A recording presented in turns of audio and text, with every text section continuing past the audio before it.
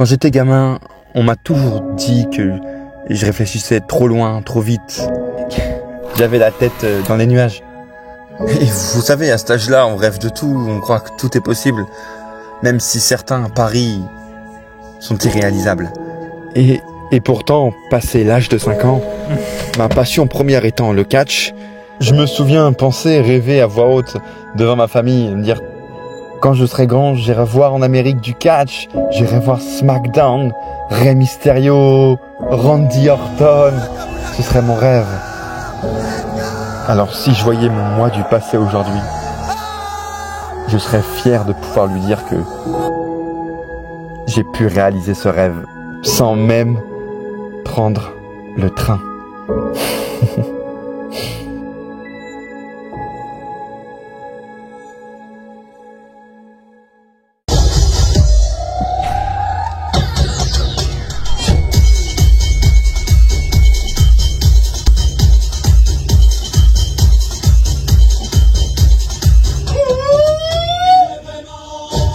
Il est vraiment phénoménal.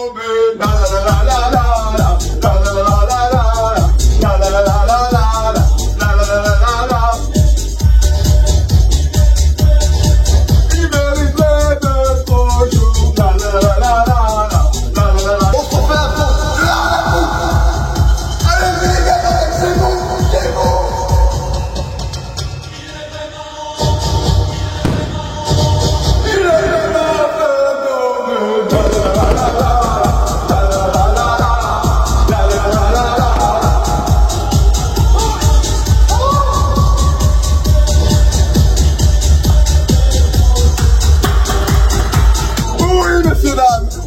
Messieurs, dames, post-premium live event qui s'est déroulé en France. Bordel de merde. Merci à tous ceux qui me rejoignent.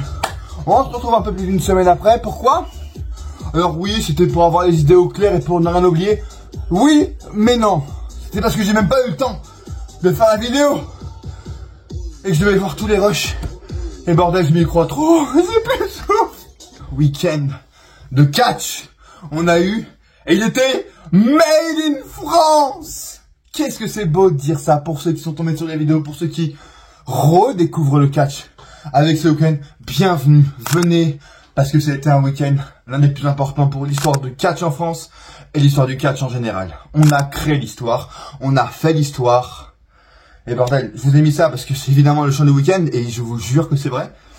Post-SmackDown, post-Backlash, je me suis posé comme ça après quand je suis parti dans ma voiture pendant une demi-heure, 45 minutes comme ça. Mec, mes oreilles, il y avait que ce chant qui sortait de mes oreilles et je n'entendais rien. Je me suis couché, il est vraiment phénoménal. J'allais au taf, je sortais, j'avais que dans la tête l'idée de faire chanter aux gens. Il est vraiment phénoménal. Vous aussi, vous le savez. Le résumé de tout ce week-end, de mon côté, d'un point de vue général, on va voir ce qui s'est passé avant, comment j'ai vécu avant, pendant, après le show, qui j'ai rencontré parce que j'ai rencontré du beau monde.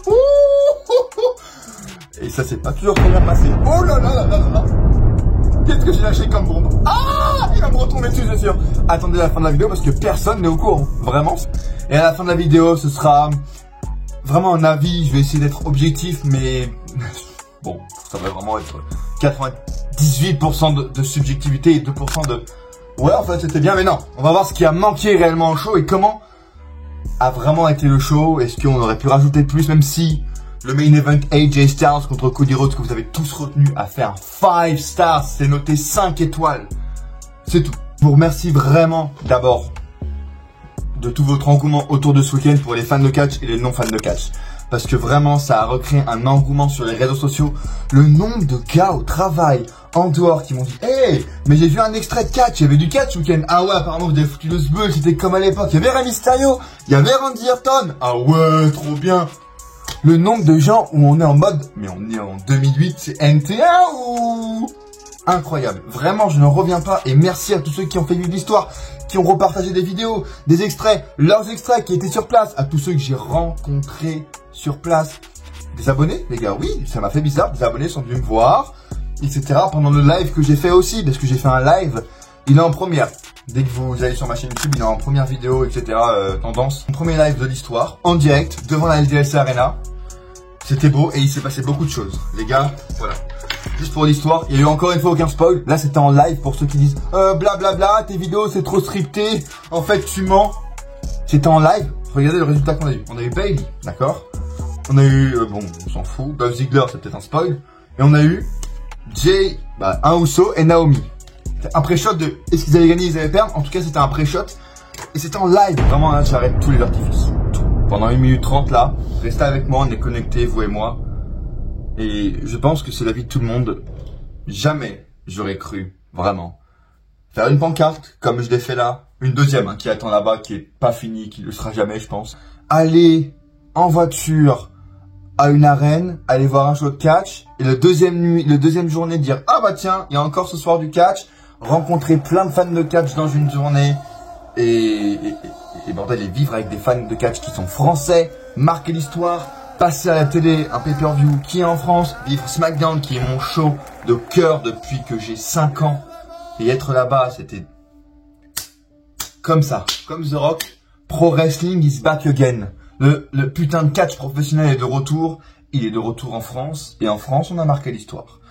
Et vraiment, je pense que je parle au nom de tout le monde de dire qu'on a vécu le meilleur week-end possible qu'on ait pu connaître depuis qu'on est fan de catch en France. Et vraiment, merci à tous ceux qui l'ont fait vivre. Et merci à tous ceux qui ont mis l'ambiance sur les réseaux, en physique. Et bordel, je pense qu'on peut s'applaudir, on peut se remercier entre nous de se dire putain, on était là, quoi. On a peut-être payé un beau billet. Oui, j'en ai peut-être payé 2 de beaux billets. Oui, mais 1200 €, oui, mais on était là. Et en tant que fan de catch, vous savez, elle a toujours été reléguée, notre passion a toujours été minoritaire, on a toujours essayé de la cacher. Et là que nous, fans de catch, depuis notre plus tendre enfance, ou plus tard pour certains, ou fans de catch à nouveau, dans leur vingtaine, dans leur trentaine, on est là, on peut s'exprimer. Et mec, je sors et tout, je vais au travail et je peux parler de catch librement.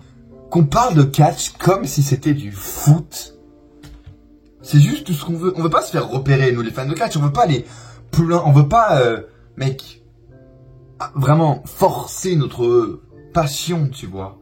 Juste, on veut l'amener dans le vivre commun, dans le savoir-vivre commun, et qu'il soit une passion, un hobby commun à tout le monde et qu'on soit pas jugé pour ça. Et j'ai l'impression que ce show de catch, ce week-end, a vraiment accompli cette mission, littéralement. Allez, on passe une vidéo de 2024 ultra montée, c'est parti.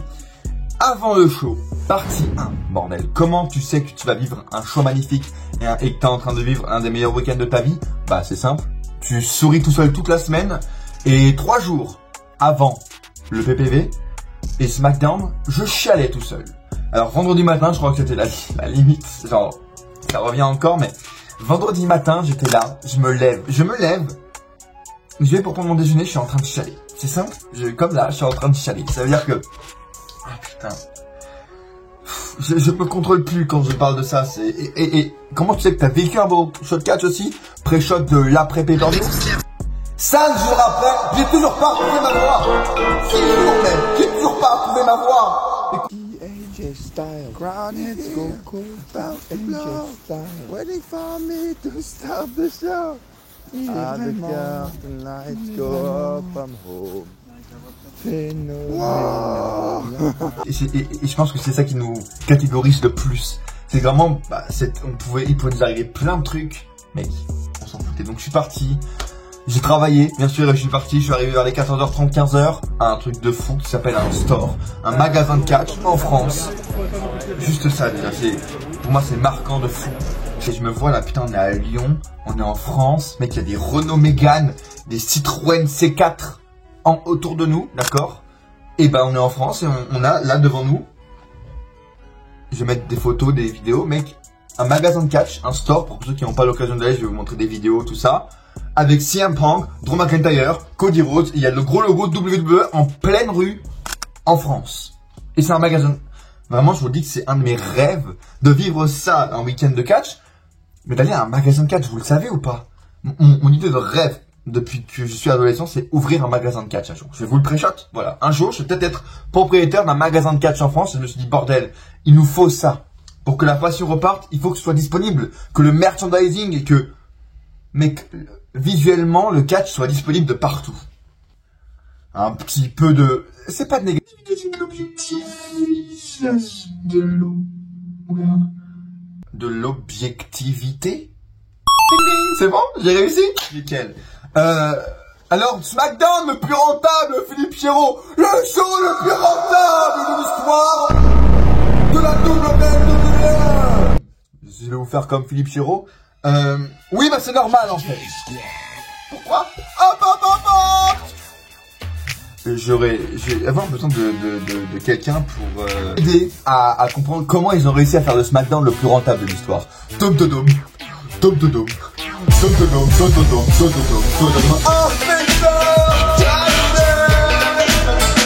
a signé un contrat à durée déterminée avec nous. Et il nous aide à chaque fois qu'on a un doute ou une question en mode ah tiens, comment ils ont réussi à faire le SmackDown le plus rentable de l'histoire. Voilà, alors j'arrive au WWE Shop. Vous pouvez le voir, ça c'est un sac quel plaisir d'avoir un sac WWE, c'est un sac quel plaisir. Comme sur un t-shirt, magnifique hein, franchement. Trop bien de voir des ceintures de catch de partout, des t-shirts, des coussins, des peluches, des figurines incroyables. 40 €. Bam, ça tombe. C'est plus cher que sur l'Euroshop. Bam, trop bien, regardez, j'ai des bracelets. Et c'est marqué 4 mai 2024. Backlash. J'étais là, regardez. Oh là là, j'étais là. 15 €. 15 €. 3 bracelets. Voilà. C'est le petit. Vous savez, le feuilleté, c'est le magazine catch. Comme je l'avais pris au Live Event en 2018, quand c'était mon premier show de catch, j'avais pris pareil. Je trouve que c'est bien, c'est pour symboliquement, nostalgiquement, c'est un truc qui va arriver qu'une seule fois, tu vois, c'est spécial à Backlash. 20 putain de euros. 20, 10 plus 10. Pour un magazine. 3 articles, d'accord? J'ai 3 articles. Et Inspecteur Gadget, tu me dis, ah oui, c'est ce qu'on appelle la pigeonnerie. C'est ce qu'on appelle faire le SmackDown le plus rentable avec des places à 1500 € et des bracelets à 15 €. 75 €. Ah, on comprend mieux. Merci Inspecteur Gadget. On comprend mieux comment on a fait le SmackDown le plus rentable de l'histoire. Et puis, c'est sold out. C'est faux. C'est faux. Vous l'avez vu, tous les gens qui veulent vendre leur place. Vous m'avez vu sur les réseaux forcé pour quelqu'un qui m'achète ma place que j'ai payé 550 €. SmackDown et Backlash, 1100 €. Les places et les petites peluches à 40 € aussi. Et ça va faire la transition avec le pendant le week-end, la catégorie 2, la partie 2. La rencontre avec les fans de catch et le fait d'en croiser partout et comme on voit un peu sur les réseaux, vous savez quand tu croises un mec avec un t-shirt de catch, tu fais oh comme ça, oh mon pote, oh c'est incroyable. C'était ça tout le week-end. Voilà, on était en incroyable. Et les gens qui avaient pas de t-shirt, on les défigurait. Je sors de ma voiture, bam, il y a un mec qui sort à côté de moi, on sort en même temps. Mika, avec qui j'ai passé toute la journée du samedi jusqu'à rentrer dans le show. Voilà. Comment tu rencontres un fan de catch? Très facilement. Tu sors de ton parking, il se gare à côté de toi. Bam, tu marches, tu rencontres 2-3 autres gars. Tu fais des rencontres, tu suis des chants. Et ça, c'est le plaisir aussi de se dire, bordel, vous me connaissez, je suis un mec assez extraverti, mais surtout qui est bruyant. Je pense que c'est le terme toujours plus.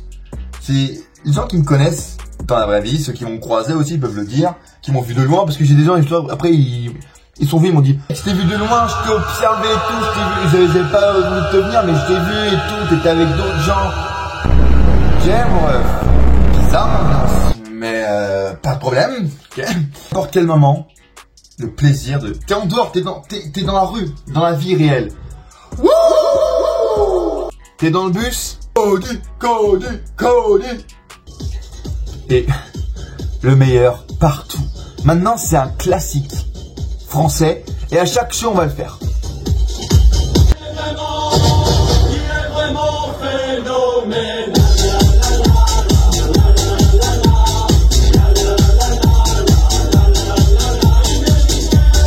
Déjà Merci à tous ceux qui ont regardé toutes mes vidéos sur les réseaux parce qu'en attendant, en vous faisant attendre et languir sur cette vidéo partie 1 et la partie 2, le vrai vlog. Il y aura un vrai vlog les gars aussi, hein, ça c'est sûr. Là c'est la partie 1 review avec des extraits, je vous tease. Et après ce sera le vlog en entier, entrée, match, chant inédit que vous avez pas, qu'on n'a pas entendu à la télé, genre avant, pendant les pubs, après, vous verrez tout mon ressenti match par match. Ce sera dans le vlog, les gars. Attendez, il va arriver un peu plus tard dans la semaine. On verra que sous ces backlash, vous regarderez de toute manière, je pense. Et ouais, ma présence sur les réseaux, les TikTok, les shorts que je vous ai posés, les extraits des entrées, etc. Les posts. Et merci vraiment à tous ceux qui m'ont suivi, à tous ceux qui sont abonnés, à tous ceux qui sont arrivés durant cette période incroyable pour le catch. Vécu all-in, j'étais à all-in. Je vous mets la miniature, le petit i ici pour aller voir. J'étais à all-in, mais à all-in il y avait beaucoup d'anglais et d'américains et d'étrangers. Il y avait des français, mais moi j'étais pas à côté de français. J'étais arrivé seul, je suis allé seul aller voir tout le vlog, je le mets ici, j'ai tout raconté, bref. Et je pouvais pas, je me débrouille en anglais, hein, mais c'était pas pareil de parler avec des gens en anglais, t'es pas dans le même mood, t'as pas les mêmes rêves, etc. Là mec j'arrive, bam! Salut Tom, comment tu vas? Blablabla. Oh Mika, ça va, tranquille? Mec, t'es là, t'es arrivé tout seul, tu viens d'où? Tu fais quoi? C'est quoi ton match préféré? Qu'est-ce que t'attends le plus? Magnifique. Au bout de 10 secondes, quand je suis posé, tu vois, et puis, pendant que tu parles, il est vraiment fait donc, wouh! On est bouillant! Une petite review, là, des 2-3 chants qu'il y a eu avant le show. Quand on était dans l'arène, mais on est bouillant. Il est vraiment phénoménal déjà, t'avais des Baron Corbin aussi, Aju Shero qui ont reçu la pop d'une vie. Et ça aussi, c'est tellement beau, je les ai pas croisés, mais de les voir à 2 reprises. Et le fait que comment ils méritent, même s'ils en ont marre de l'entendre, mais que sans eux, le catch en France n'aurait pas eu la même réussite, on serait pas fan de catch, en fait. Sans eux, il y aurait peut-être pas eu de Tristan Archer, sans eux, enfin bref, voir se prendre 2 pop monstrueuses. Peut-être les pop les plus fortes de la soirée avec Cody Rhodes et Randy Orton. C'est pour vous dire. Et les voir en ringside, mais qu'est-ce qu'ils méritent? Mais ils méritent. Mais là, pour eux, je pense que c'est le plus énorme, le plus réel, le plus légitime, le plus nostalgique que je vais lâcher des... Ça! Quel plaisir! Pour en revenir aux rencontres. Bam! J'arrive, je vous l'ai dit, Mika et Tom, j'ai pas pris de photo avec eux. Dans la file pour Backlash, quand j'avais fini mon live, j'ai croisé Uncle Odyss, là aussi, le cosplay des fans de catch. Bordel, on est dans notre vie de rêve, en fait. J'ai croisé le temple du catch, incroyable. On s'était qu'on allait se croiser, on s'est croisé après SmackDown. Et pareil, c'était quand samedi, j'arrive au parking, encore une fois au parking, je pense que j'ai quelque chose avec le parking et tout ce qui est bétonné. Derrière moi, Black Mass Design. Voilà, je l'ai reconnu dans mon rétro, je me gare, bah il est là. Black Mass Design, vous le connaissez pas, bordel? Vous avez sûrement vu certains de ces putains de designs incroyables. Le mec est reconnu par Finn Balor, Rhea Ripley, Triple H. Triple H va l'engager, je vous le dis ça après shot. Triple H va engager Black Mass Design, voilà.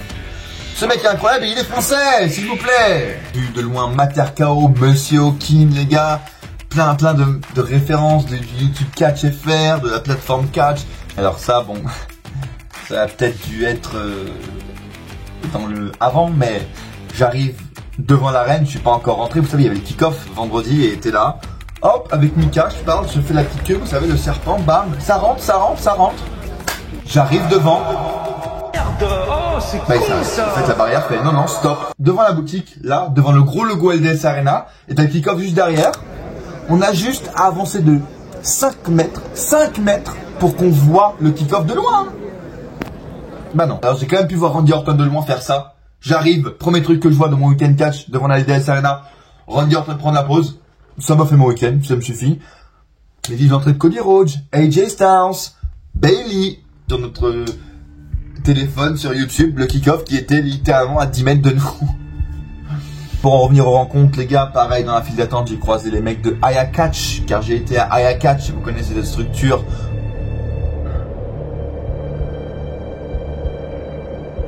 pense que notre invité spécial a fui et a perdu ses responsabilités et ses coffres et il est rentré dans la foule juste derrière et il n'a pas voulu me confronter ici alors qu'il y avait une place. Hein. Là il y a une place pour lui qui l'attendait mais il n'a pas voulu me confronter je pense. J'attends quand même. Les gars ils m'écrivaient des MP sur Instagram par pure mesquinerie. Ils me disaient ah je suis pas loin, hey, j'arrive de la Arena. Et moi je lui disais mais viens, je suis en live, il y a des gens, il y a des témoins, viens. Et en MP il me fait ah je t'ai vu je crois sur le live mec je suis en train de rentrer. PSG, si tu es là, je suis là, devant la LDS Arena, tu peux le voir, je suis ici, je t'attends, devant la LDS Arena. 3 ans qu'on s'est pas face off, 2 ans, viens, et juste, on se dit bonjour. Mec, oui c'est une guerre d'ego, oui je veux le défoncer, oui. Et voilà qui se rend compte une fois que j'ai coupé le live, une fois que je me dis tiens, je vais plus le revoir de toute façon, et une fois qu'il n'y a plus aucun témoin sur YouTube et ailleurs, voilà ce qui se passe.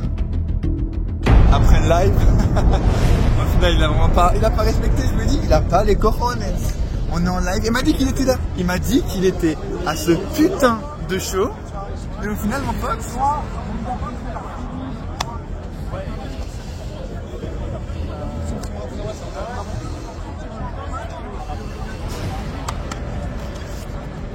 oh non, Big Sabrici, l'histoire entre nous ne fait que commencer.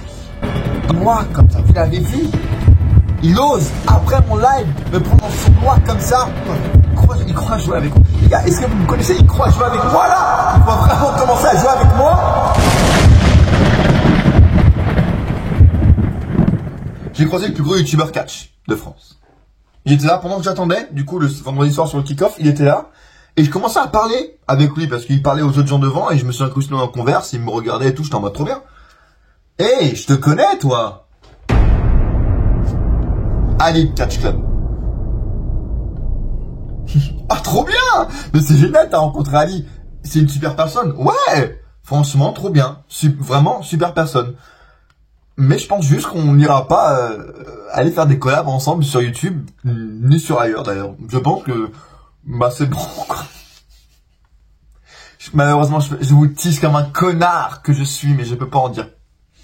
J'ai pas envie d'encenser le truc en fait. Je vous dis juste que entre Ali et moi, si un jour je pète et que je deviens Sturi, je pense pas que je ferai des collabs en premier avec Ali.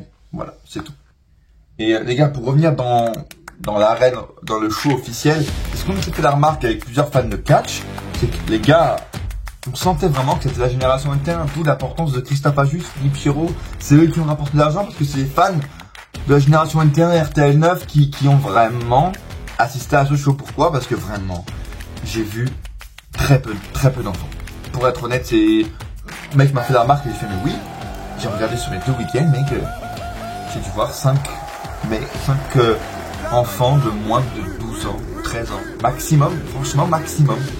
Sinon, c'était des mecs comme moi, comme nous, des vingtenaires, trentenaires et des cinquantenaires, mec. Des mecs qui ont vécu ça avec leurs enfants, peut-être sur NT1, ou qui ont vécu l'âge d'or, enfin du catch, ou la génération sur Canal+, mais des années 70-80, et qui viennent là et qui disent putain, comme à l'époque, comme quand j'étais jeune, tiens je vais revivre ça, et bordel, ils étaient à fond comme nous, comme la jeunesse, ils étaient à fond, et mec je regardais un peu autour quand il y avait l'entrée de Cody Rhodes, et t'étais là, t'avais les mecs de 50 ans, 55 ans, et c'était en mode wow, incroyable. Là, dans la partie du vlog qui sortira où il y aura tous les extraits avant le show où il y avait des chants on est bouillant, bordel.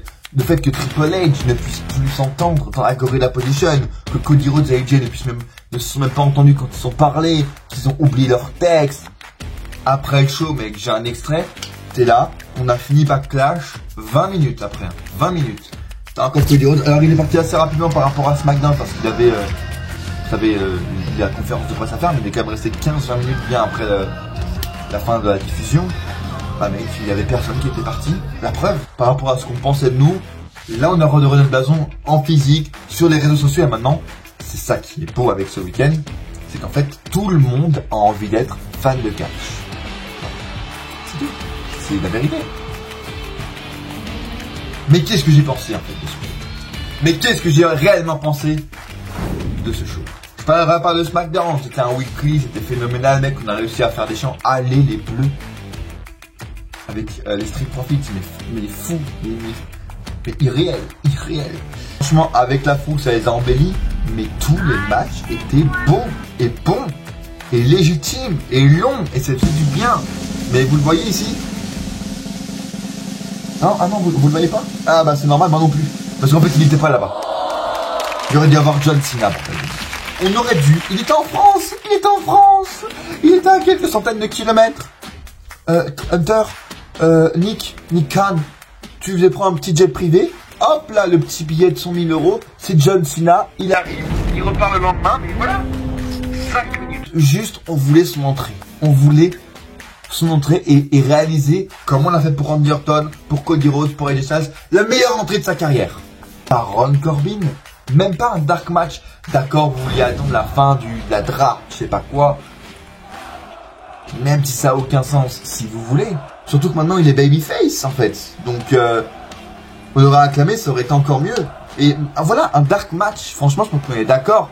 On aurait payé en weekly, bah d'accord, vous faites un dark match.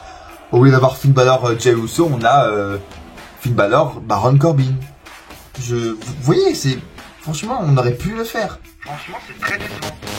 Et la truc, moi, ce que j'ai pas compris aussi, c'est qu'on a eu un petit teasing à SmackDown, qu'il y a eu des chants Bray Wyatt, ça fait toujours plaisir, le meilleur au monde. Mais, on n'a pas eu de Uncle. Alors que pour la pop, pour la foule, et franchement, je pense pour l'histoire, ça aurait été bien de faire débuter ou de faire au moins un gros teasing. Avec une grosse vidéo package ou un truc physiquement, vous savez, à la fin du show, t'as les poupées, juste les poupées qui apparaissent comme ça sur le ring, à droite, à gauche, point.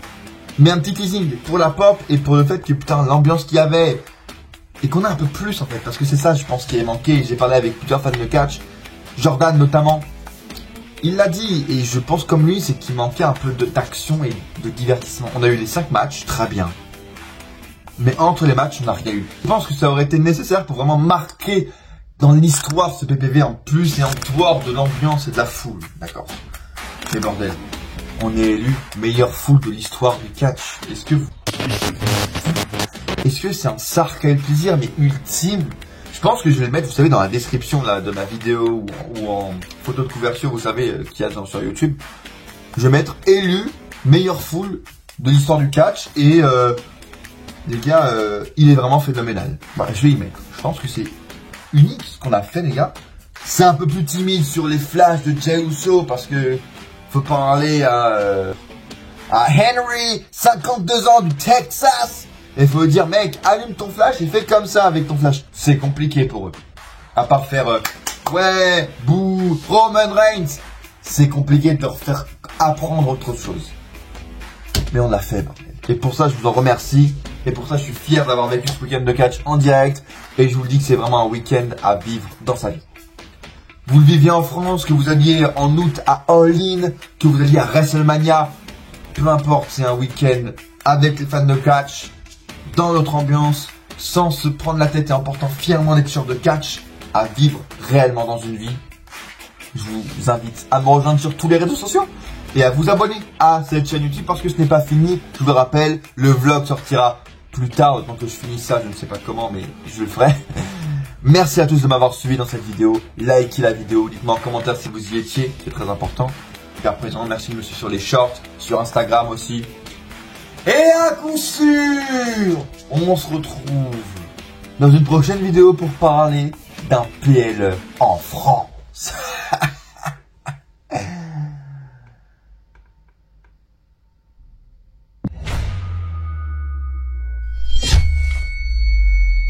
Ou pas.